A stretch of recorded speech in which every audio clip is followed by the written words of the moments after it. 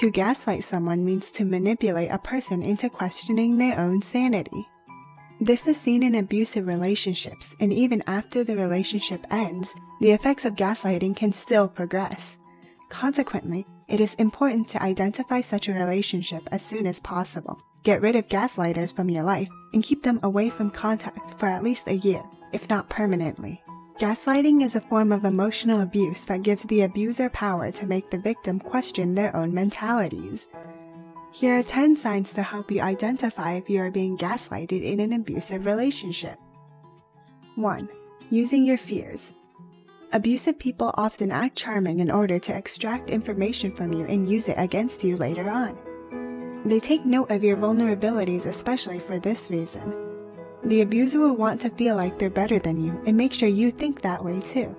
For example, if you have weight insecurities, the abuser will poke fun of your weight and constantly point out people who are skinnier than you. 2. Knowing you. Many abusers think and act as if they know everything about you, right down to your thoughts.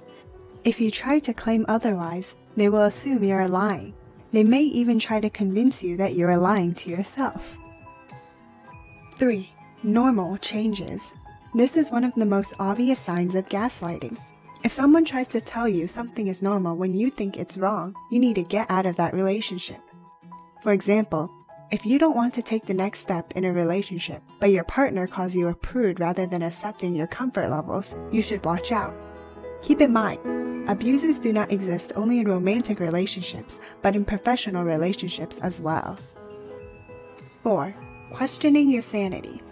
A person is abusing you, and yet you're the one that's insane? That's basically how it goes in the mind of an abuser. When an abuser does not get their way, even through manipulation, they may become more intense by questioning your sanity. You are likely to be called paranoid, hormonal, or overly sensitive. 5. Making you doubt yourself. When someone says something over and over again, you are bound to believe it eventually. Because of frequent exposure to such comments, you will find yourself questioning your own judgment and may eventually give up completely and just let the other person think for you. 6. Forgetting.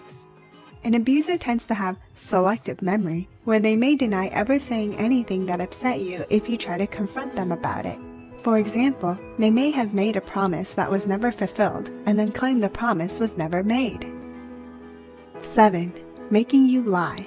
You may not usually lie, but this person may cause you to lie at times to avoid any verbal and/or physical abuse to come.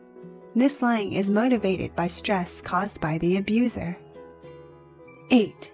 Causing you to stay silent. It is innate for humans to want to share their experiences, but being with an abuser may redirect that nature. You may avoid or stop talking with the abuser, and may even stop talking about yourself and your experiences to everyone in general, based off habit and trauma caused by the abuser. 9. Making you question your sanity. Manipulative tactics can change the way people think drastically. When you are constantly trying to end an argument with an abuser, it may become easy to just go along with whatever the person is saying, but this slowly changes the way you think. You eventually start believing the abuser when they say you are in the wrong and should apologize. 10. Making you depressed. Being worn down by an abuser can easily make anyone depressed. Being pushed to question yourself and your sanity will get tiring over time and eventually lead to a feeling of hopelessness.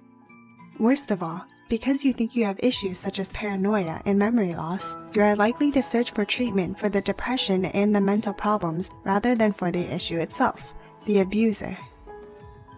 Now that you know some of the gaslighting signs, do you think you've ever been gaslighted before? If so, how did you get out of that relationship? Feel free to tell your story in the comments below.